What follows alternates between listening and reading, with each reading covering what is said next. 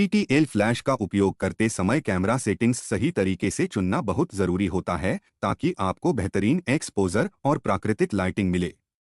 इतने दिनों की फोटोग्राफी के अनुभव के बाद मेरा ऐसा मानना है कि किसी भी इवेंट को शूट करते समय सबसे ज़्यादा उपयोग अवेलेबल लाइट का ही करना चाहिए और फ्लैश का उपयोग केवल रोशनी से पैदा होने वाली शैडोज को समाप्त करने के लिए ही करना चाहिए। इस तरह से फ्लैश उपयोग करने के लिए TTL फ्लैश सबसे अच्छी रहती हैं।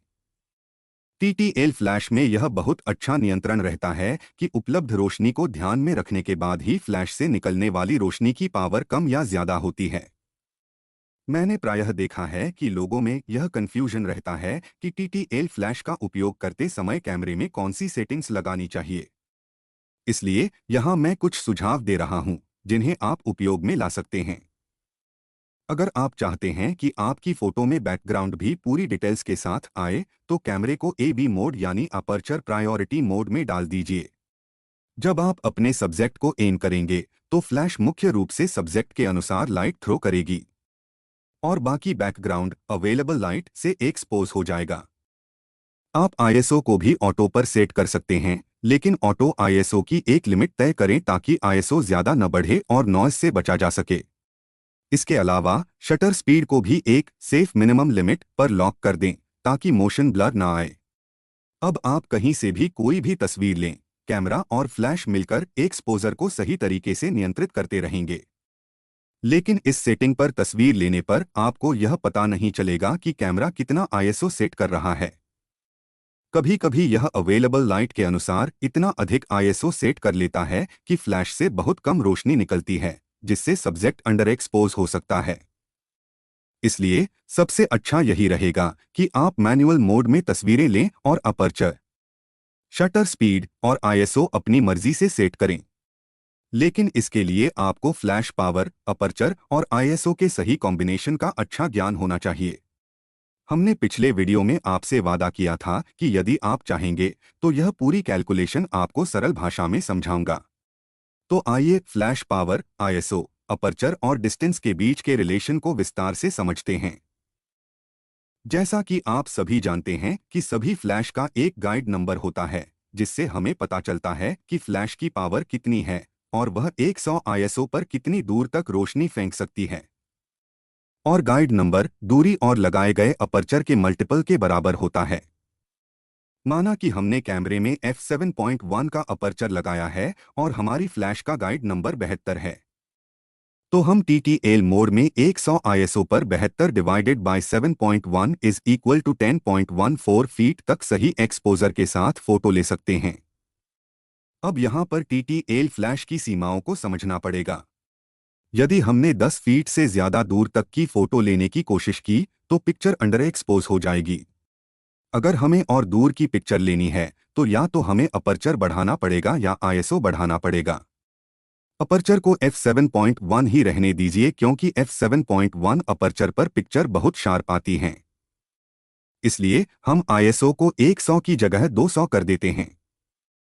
ऐसा करने से फ्लैश का गाइड नंबर बढ़ जाएगा और ज़्यादा दूरी तक कवर कर पाएंगे। यदि ISO 400 कर देंगे, तो गाइड नंबर और बढ़ जाएगा और फ्लैश की रेंज भी बढ़ जाएगी। ISO और फ्लैश गाइड नंबर का रिलेशन इस प्रकार है, ISO डबल करने से गाइड नंबर डबल नहीं होता है, बल्कि लाइट के इन्वर्स लॉ के अनुसार 2 के स्क्वायर रूट का फैक्टर लगता है। 2 का स्क्वायर रूट 1.41 होता है, इसीलिए ISO डबल करने पर गाइड नंबर 1.41 गुना हो जाता है। इसी प्रकार जैसे जैसे ISO बढ़ाते जाएंगे, गाइड नंबर उसी अनुपात में 1.41 गुना बढ़ता जाएगा।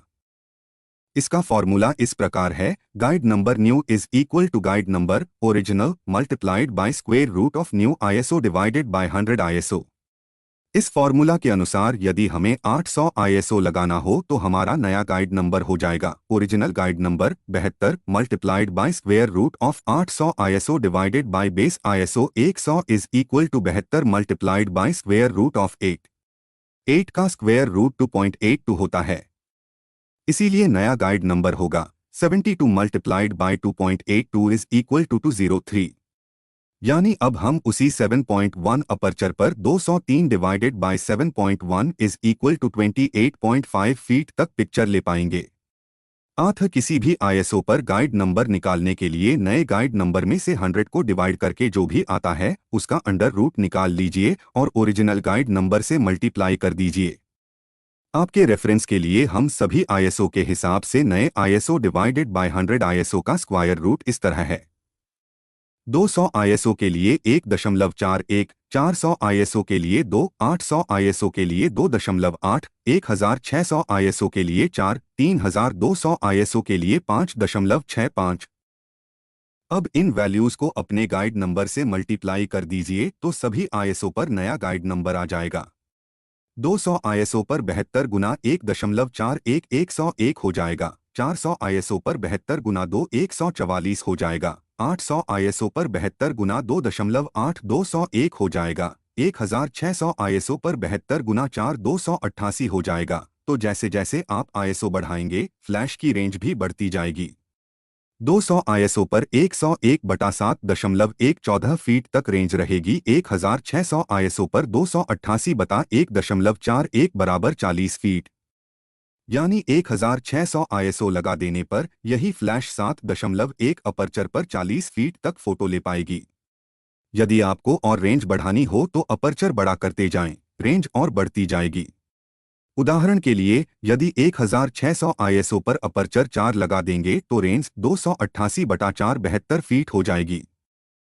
उम्मीद करते हैं कि ये सभी कैलकुलेशन आपको समझ में आ रही होंगी। 2-3 बार प्रैक्टिस कर लेंगे तो आदत में आ जाएगा। यहाँ एक बात और ध्यान देने की है कि जैसे जैसे आप आईएसओ बढ़ाएंगे आपके फ्लैश की रेंज बढ़ती जाएगी। आपकी फ्लैश इस दायरे में आने वाले हर सब्जेक्ट के हिसाब से एक्सपोजर सेट करती रहेगी। यदि आपका सब्जेक्ट मैक्सिमम रेंज से कम दूरी पर होगा तो फ्लैश की पावर ऑटोमेटिकली कम हो जाएगी। पहले यह पावर को हाफ करेगी, फिर यदि सब्जेक्ट और नज़दीक आ जाएगा तो पावर सवा हो जाएगी। ऐसा करते करते जैसे जैसे सब्जेक्ट नज़दीक आता जाएगा पावर घटती रहेगी और 1/128 तक जाएगी। एक लिमिट के बाद भी यदि कोई सब्जेक्ट फ्लैश के बहुत नज़दीक आ जाएगा तो पावर और कम नहीं हो पाएगी और पिक्चर ओवर एक्सपोज हो जाएगी। इसलिए आपको यह ध्यान रखना चाहिए कि जब हम आईएसओ बढ़ाएंगे तो रेंज तो बढ़ती है लेकिन फिर ज्यादा पास की चीजें ओवर एक्सपोज होने लगेंगी।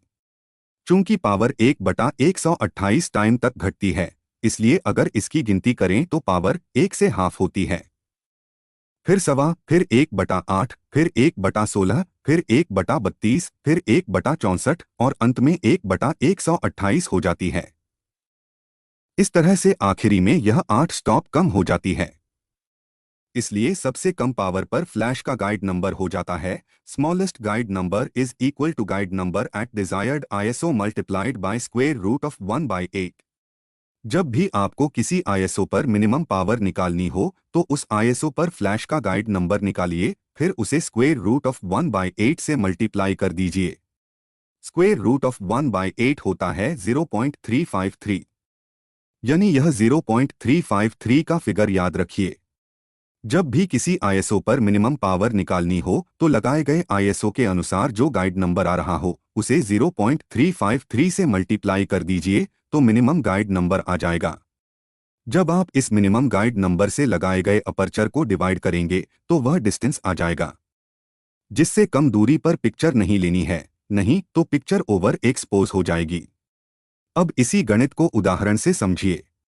माना कि हमारा फ्लैश 72 गाइड नंबर का है और हम f7.1 अपर्चर लगाकर पिक्चर लेना चाहते हैं तो हमारे फ्लैश की मैक्सिमम रेंज होगी distance is equal to guide number divided by aperture, यानी maximum distance range will be 72/7.1 equal to 10.14 feet. इसी फ्लैश में यदि 1600 आईएसओ लगा देंगे तो नया गाइड नंबर हो जाएगा new guide number is equal to original guide number multiplied by square root of new ISO upon 100 ISO will be equal to 72 multiplied by square root of 1600 upon 100 equal to 72 multiplied by square root of 16 equal to 72 into 4 equal to 288। यानी कि अब हमारे flash का guide number 288 हो गया है और यह 7.1 अपर्चर पर 288/7.1 यानी 40 फीट तक पिक्चर ले सकती है। अब हमें यह देखना है कि 1600 ISO लगाने के बाद हम कितने नज़दीक से पिक्चर ले सकते हैं। उसकी कैलकुलेशन के लिए हमने देखा कि 1600 ISO पर हमारे फ्लैश का गाइड नंबर 288 हो गया है। आठ मिनिमम गाइड नंबर रहेगा 288 गुना square root of 1/8 equal to 288 multiplied by 0.353 equal to 101। अब इस गाइड नंबर पर 7.1 अपर्चर पर डिस्टेंस आता है 101/7.1 बराबर 14.2 फीट। इसका मतलब 1600 ISO पर 72 गाइड नंबर की फ्लैश से फोटो लेते समय हमारा सब्जेक्ट कम से कम 14 फीट की दूरी पर होना चाहिए, नहीं तो पिक्चर ओवर एक्सपोज हो जाएगी। आपके रेफरेंस के लिए हम कुछ गाइड नंबर पर अलग अलग ISO पर अधिकतम और न्यूनतम दूरी का चार्ट बनाए दे रहे हैं जो आपके काम आएगा। आप चाहें तो इसका स्क्रीनशॉट लेकर अपने पास रख सकते हैं। इस चार्ट में हमने 72 गाइड नंबर की फ्लैश और f7.1 अपर्चर पर अलग अलग ISO पर अधिकतम और न्यूनतम दूरी कवरेज बताया है। पहले कॉलम में ISO की वैल्यू दी गई है, उसी के अनुरूप कॉलम 4 में अधिकतम दूरी कवरेज और अंतिम कॉलम 6 में न्यूनतम दूरी कवरेज दी गई है। सीधा सा मतलब यह है कि कॉलम 1 के ISO को सेट करने पर कॉलम 4 और कॉलम 6 में दी गई दूरी के बीच में ही सब्जेक्ट को रखना होगा, वरना तस्वीर अंडर एक्सपोज या ओवर एक्सपोज हो जाएगी। हम 35 गाइड नंबर से शुरू करके प्रत्येक 5 इंक्रीमेंट के अगले गाइड नंबर का चार्ट यहां अपलोड कर रहे हैं। आपकी फ्लैश जिस गाइड नंबर की भी हो, उस गाइड नंबर के चार्ट का स्क्रीनशॉट लेकर अपने पास रख लीजिए, यह आपके हमेशा काम आएगा। यदि आपको अपनी फ्लैश का गाइड नंबर नहीं पता हो तो फ्लैश के बॉक्स पर देखें, वहां लिखा होगा। दूसरा तरीका यह है कि आप गूगल पर अपनी फ्लैश का मेक और मॉडल नंबर लिखें और गाइड नंबर पूछें, इससे भी आपको गाइड नंबर पता चल जाएगा। नहीं तो सबसे ज्यादा फुल प्रूफ सिस्टम यह है कि एक ही ऑब्जेक्ट की 10 फीट की दूरी से 100 ISO पर अलग अलग अपर्चर पर फोटो लीजिए। जिस अपर्चर पर सबसे अच्छी फोटो आती हो, उस अपर्चर को 10 से मल्टीप्लाई कर दीजिए। जो मल्टीपल आएगा वही आपका गाइड नंबर होगा। TTL फ्लैश इस्तेमाल करने का सबसे सुरक्षित तरीका यह होता है कि आप अपने गाइड नंबर के हिसाब से कोई भी डिस्टेंस रेंज को सूट करता हुआ अपर्चर और ISO सेट कर दीजिए और एक टेस्ट शॉट लीजिए। अब यदि आपका शॉट परफेक्ट है तो बहुत अच्छा है, लेकिन अगर फोटो अंडर या ओवर लग रही हो तो फ्लैश के एक्सपोजर कंपनसेशन में जाकर जितना प्लस माइनस एडजस्ट करना हो वह कर लीजिए। इसके बाद आप जो भी फोटो लेंगे वे बेहतरीन से बेहतरीन आएंगी। दोस्तों, हमने यह जो चार्ट बनाया है वह बिल्कुल प्रूवन है। इसे हमने कई दिनों की मेहनत से बनाया है। इस तरह की कैलकुलेशन और रेडीमेड चार्ट आपको कहीं भी नहीं मिलेंगे। मेरा आप सभी से निवेदन है कि इस वीडियो को अधिक से अधिक शेयर करें ताकि सभी फोटोग्राफर भाइयों तक यह जानकारी पहुंच सके। मेरा ऐसा मानना है कि नॉलेज जितनी बांटी जाए उतनी ही बढ़ती है। दोस्तों, इस वीडियो में इतना ही, फिर मिलते हैं अगले वीडियो में किसी नए टॉपिक के साथ। अगर आपको यह वीडियो पसंद आया हो तो इसे लाइक और शेयर करें। चैनल को सब्सक्राइब भी जरूर करें। जल्दी ही मिलते हैं एक नए वीडियो के साथ। नमस्ते। जय हिंद।